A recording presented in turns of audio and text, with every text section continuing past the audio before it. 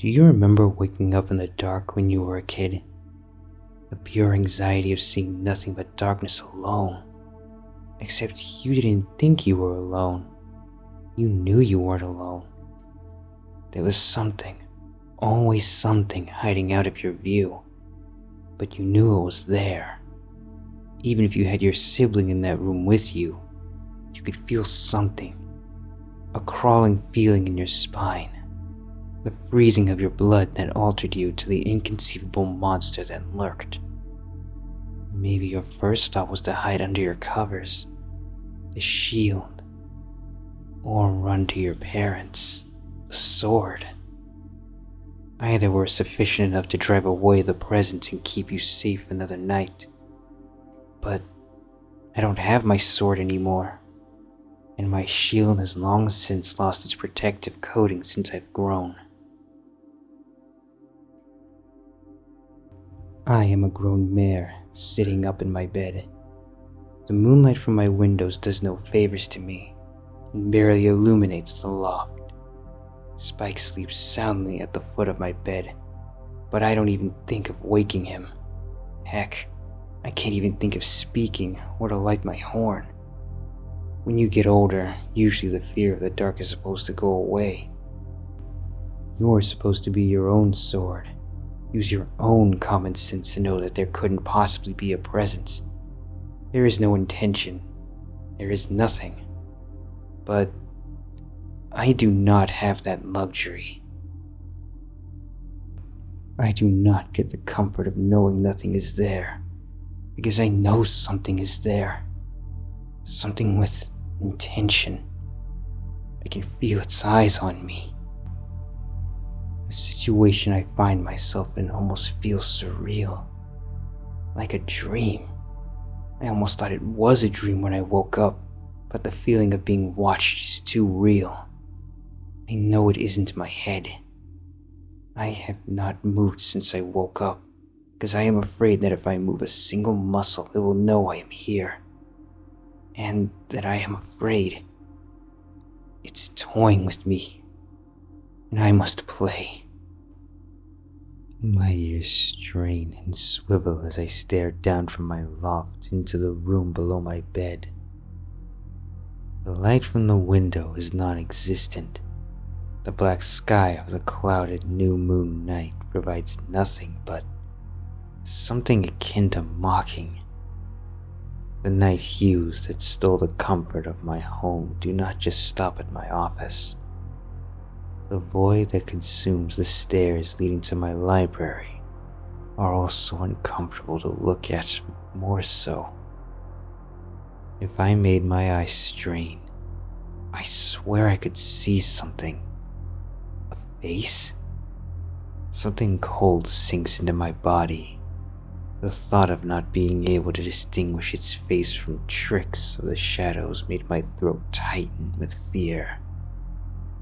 The thought then occurred to me, I need to turn on a light. But Spike would wake up. He'd have questions I wasn't ready to lie about or answer. As slowly as my body would allow it, I turned my head to the dark mass in the basket beneath the blanket. He too was shrouded in shadow, looking nearly pitch black.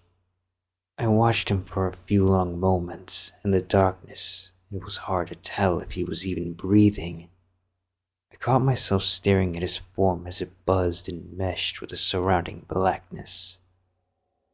It was only when he took a particularly large breath in his sleep, like a sigh, did it quell my mind. I blinked, turned my head carefully back to its original position, and once more glanced over the room below me, back to the stairwell. It still looked like something was there. That presence that made me feel like a kid again. Back in my bedroom. I could barely hear my frozen heart in my tight chest, even less my breathing. I thought again, maybe I should check the stairs, Maybe I should check the library, just in case. Yes, then I could put my fear to bed, along with myself. With this new objective, I remove the comforter, my shield, from my body. I feel exposed as I push my body off the bed as slowly as I can. It's not until the bed squeaks that I realize how hard I'm clenching my teeth. I freeze and look over at Spike. He hasn't moved an inch since I last looked at him. I do not take my eyes off him as I continue to slide myself off the bed and let one hoof touch the wooden floor, then the next, then the next, then my last hoof. I do not breathe a sigh of relief. My mission has only just started. I feel a tingling in my legs as I start to move. I feel like a child sneaking out of my room at night to get a glass of water without waking anyone. As I press on and go down the stairs, each hoof moves painfully slow. Each individual clop of my hooves against the wood shoots another jolt of anxiety through me. I pray that Spike doesn't hear me. One step creaks beneath my weight, and I freeze on the spot. The fur on my spine raises, and I can feel my shoulders tingle with anticipation for his voice. I do not move, like a bug waiting to see if a cat has seen them yet. The tension does not leave me when I hear nothing, and I finish my descent. I now stare into the dark tunnel of the stairwell, eyes wide and ears pricked. The face is gone. My heart lifts for a moment, but as soon as my hoof raises to go back to my bed, I hear a noise, a step, the sound of weight settling on old wood at the bottom of the shadowy stairs. My heart drops into my stomach like a block of ice. In the moment, I want to believe I didn't hear something, that my brain, still groggy with sleep, made up the noise, that I'm simply hallucinating because of my paranoia. I try to come up with every rational explanation to calm my body that has since become a statue in the dark. I stay still for a while. In the darkness, there is no comprehension of time. Everything is still for a long, long time in the dark. The thought eventually clambers its way to the forefront of my mind. I need to check the library. The thought itself is enough to send chills down my spine. It's necessary, though. If someone really is here, I should check. Shouldn't I? As slowly as I had before, I managed to work my legs into walking. The tree I called home feels like another planet as I enter the darkened passage into the library. My breaths are caught in my throat as I attempt to be even quieter and slower on the stairs. I don't want it to hear me. My ears strain and swivel as I descend. It's even darker in the library due to the lack of windows. If it weren't for the small windows that bordered the ceiling, it would be pitch black. I stare into the darkness as I reach the last step and briefly think of how wide my pupils must be in this light, or lack thereof. I scan the circle room for anything out of place as my eyes finally adjust. The face I see in the darkness nearly makes me shriek from shock. My horn involuntarily flashes to life as I freeze in place and bathes the room in washed out magenta. I can finally hear my heart again as it drums against my tight rib cage. However, I released my breath when I realized what I'd seen. The carved wooden horse's head that sat upon the center table. I heave a quiet sigh and try to slow my heart. It drums inside me in a way that almost hurts. I feel it reverberating in my whole body, against my spine, pushing my lungs to the side. I carefully walk up to the head and turn it to the side, so it's no longer facing the stairs. Logically, I tell myself that it's just a carving, but something else answers back, that it will watch me if it faces me. I do a once-over in the library, now calmed by the dim light from my horn. I circle the table and examine the shelves. The thought crosses my mind to check under the table too. However, I can't bring myself to do it. The shadow that is being cast beneath it holds too much mystery, too much of the unknown. I keep myself from looking at it as best as possible, and refrain from walking too close, fearing a hoof or claw or other appendage would try to grab me. I don't see a thing out of place on my journey. Nothing. There is nothing to worry about. There is nothing to be afraid of. I tell myself that this is good enough, even though I know that is far from the truth. I tell myself that this check was enough, that the heaviness of sleep had simply tricked me into believing there was, out of the corner of my eye, movement. Clear, defined movement. My body freezes once again. Again, I feel like a statue. My chest feels tight with anxiety, and at the same time, like it's hollow, like my lungs are filled with cotton. The tunnel to the kitchen is wide, but not nearly enough, or too wide. The magic glow from my horn does not reach the kitchen on the other side. A paralysis of my body forces my mind into a flurry of panicked thoughts. Do I call the police? Do I get Spike? Do I go back upstairs and hope who or whatever is in here loses interest? How would I escape if I'm attacked? How? My horn goes out. Through all my thinking, I neglect to keep my horn alight.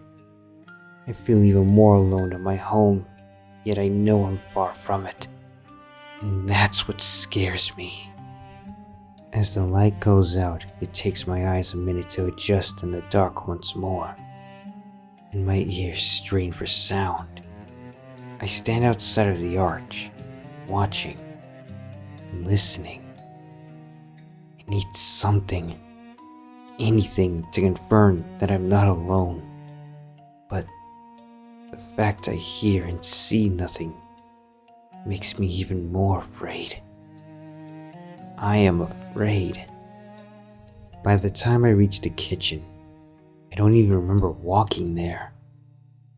My eyes peer deeply into the void of a room, straining to pick out any sign of movement. The light in this room is no better than the library despite the huge window.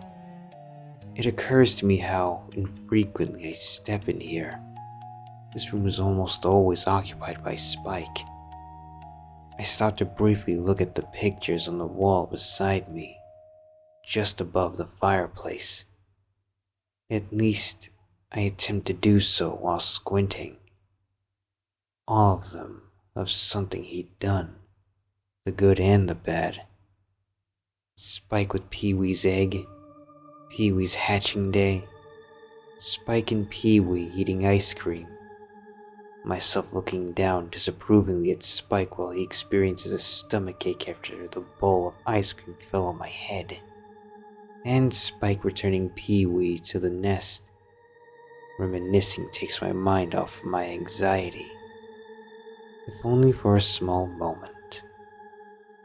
I now feel that I would have felt much safer having him with me, or even Owlicious, but there's not much I could do about that now.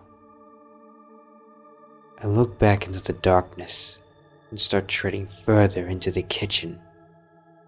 It feels almost surreal as I watch my hooves take each step so quietly. I feel that nervous tingle in my spine. I feel like a filly again, sneaking into the kitchen for a glass of water. My throat feels dry.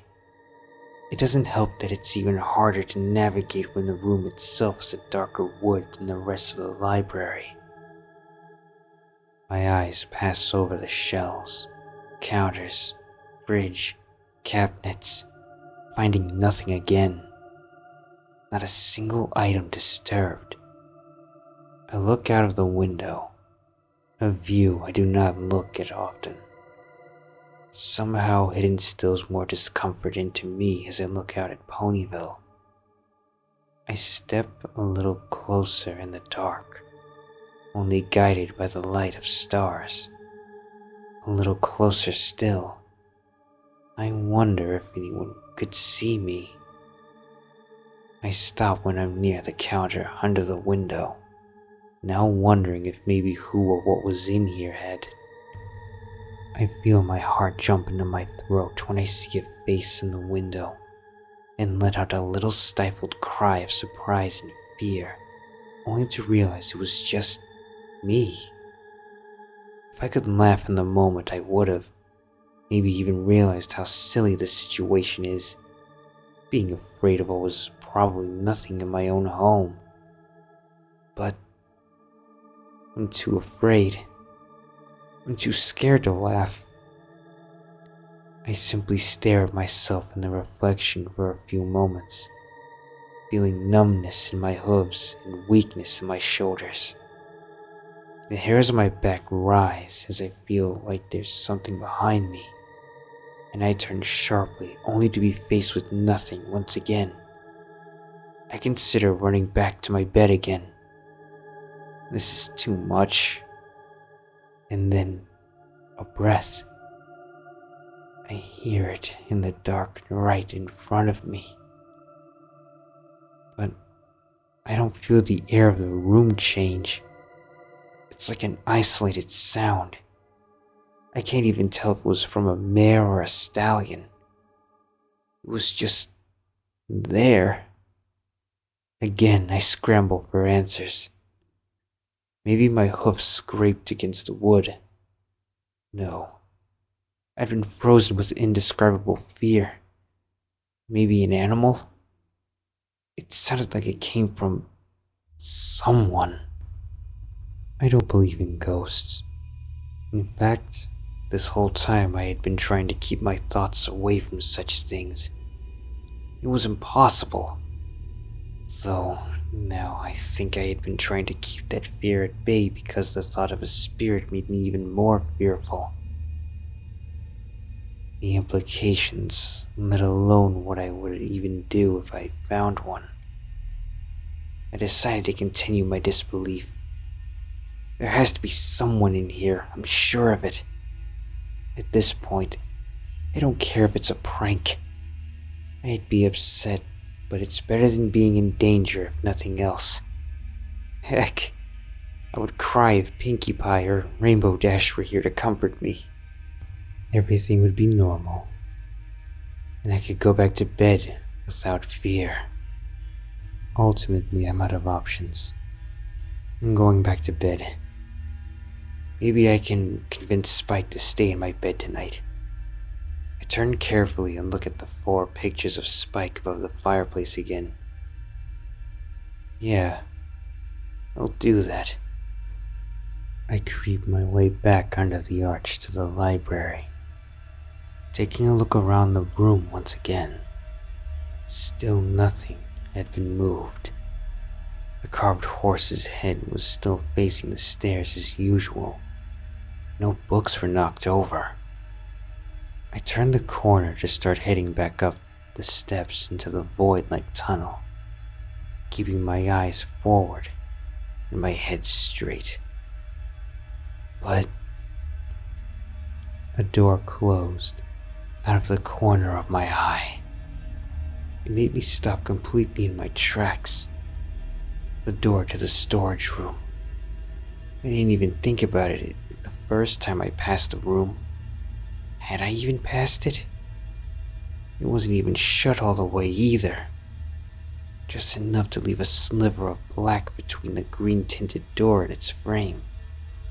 I considered just ignoring it, leaving whoever was in there to leave on their own accord, steal or do whatever they wanted to do, and go before confrontation. But I need to check. I just need to check.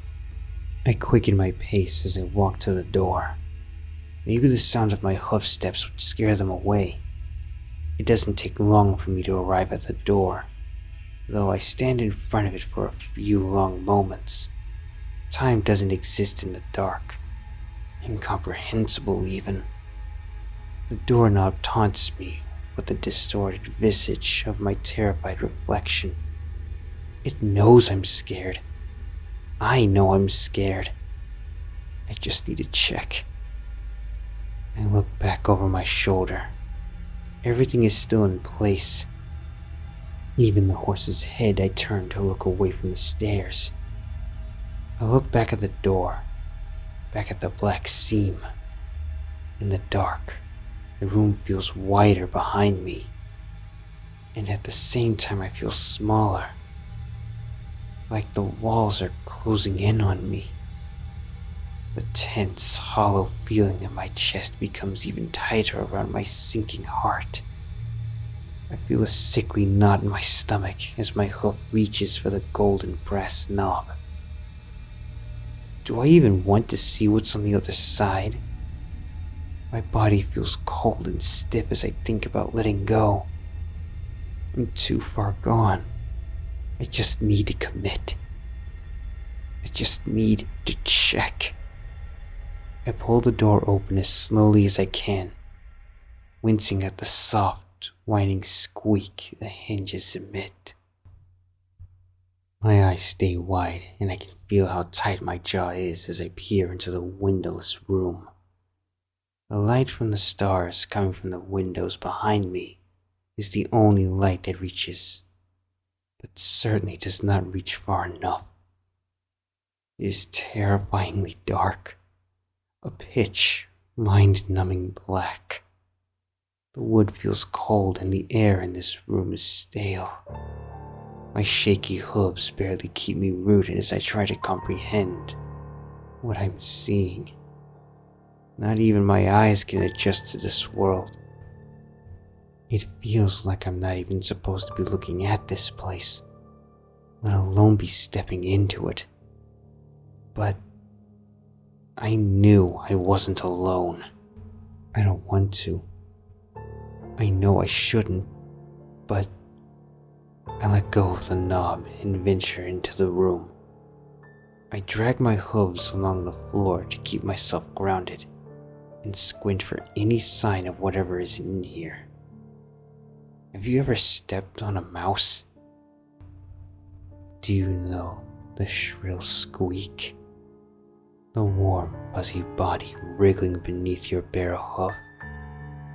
The tingling feeling that starts from your hooves to the top of your head? Well, I thought it was a mouse. I would have been relieved to find out it was a mouse. Even if it wasn't, it would have given me some solace, some peace of mind. It was not a mouse. I lift my hoof when I feel the thing try to pull out from under me. I know from the way it moves it was attached to something larger. I stumble back and look to the door to make sure I have a clear escape. It is gone. The door is gone. Not even a sliver of light from the library underneath the door to signal it's simply closed. The door does not exist. I'm alone in a void with this thing. In a panic, my horn bursts to life to illuminate the room. I realize it's the worst mistake I have made thus far. What I see makes my blood turn to ice, a feeling I've never experienced before. My whole body goes numb the moment I comprehend what I'm even looking at. Though, I'm still not sure. The figure is gaunt, disgustingly skinny, skeletal. Its back faces me and I follow it from its tail up its back, following the peaks and valleys of its spine. The color of my magic makes it impossible to tell what color the thing really was. It bathes both of us in a pale magenta. My heart sinks as I watch it move. The fact this thing is alive makes me feel uneasy. Dry, long, spindly hairs cling to the nearly bald tail and head. I swear there's loose pieces around it too. My eyes are as wide as saucers. I feel cold tears derived from fear dot the corners of my eyes. The thing turns to me, revealing a sunken face. It looks like a corpse, no lips, a nose too wide, and irises that take up too much space. Like it had been living in this room, this darkness for centuries. Even its spiraling horn looks malnourished. I'm too afraid to feel pity. I think about how this thing had been watching me from the darkness, scrabbling behind the walls of my sight. My fear turns to terror. As soon as I get a glimpse of its face, I run. I turn around and run with my horn lighting the way. The room feels far too big. The wood beneath my hooves feels like concrete slabs. It becomes concrete slabs. Right before my eyes, I squint and watch the wood fade into smooth, cool stone. It feels like the room won't end. There has to be an exit. This doesn't make sense. Where is the door? The magic from my horn makes the brassy knob shine. Desperation and adrenaline only known to prey animals pushes me forward. I need to get out of this room. The closer I get to the door, the less ground I feel like I'm covering.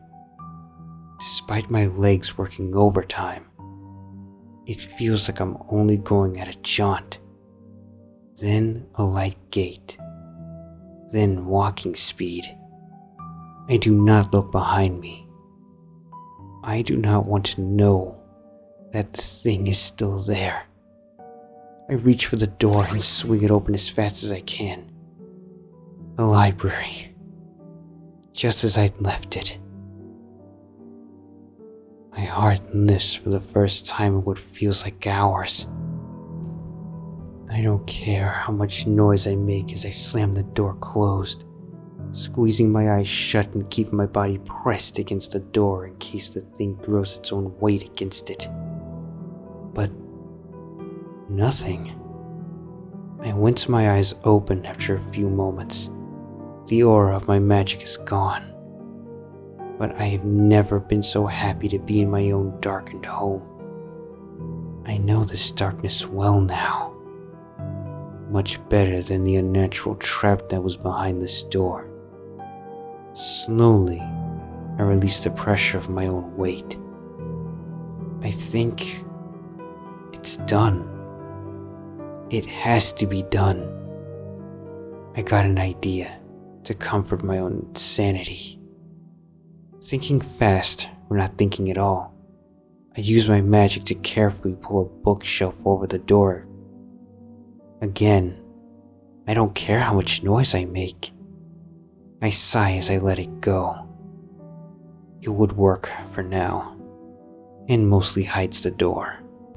Exhaustion grips my mind, and I can feel my body succumb to the lack of sleep.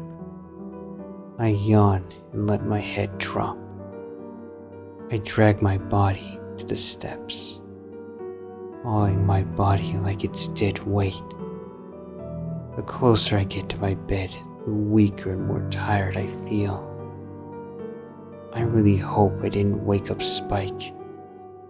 Silently, I reach my office and mentally prepare to climb the next set of stairs. However, as I lift my head to look at my bed, I freeze, shrouded in shadow like an unwelcome visitor. My body once again goes cold. Silhouetted by moonlight, I see someone sitting up in my bed, staring down almost directly at me. I can't move as I stare back. I can't tell if they've seen me. A thought crosses my mind, an inconceivable, unimaginable, impossible thought. A thought that sends a wave of anxiety to my core. It can't be. We stare at each other for a long time. Time doesn't exist in the dark. And she moves. I turn tail, scramble down the tunnel and into the library. I cringe as the floor beneath my hoof creaks when my weight settles on it. And in a quick panic, I hide under the table,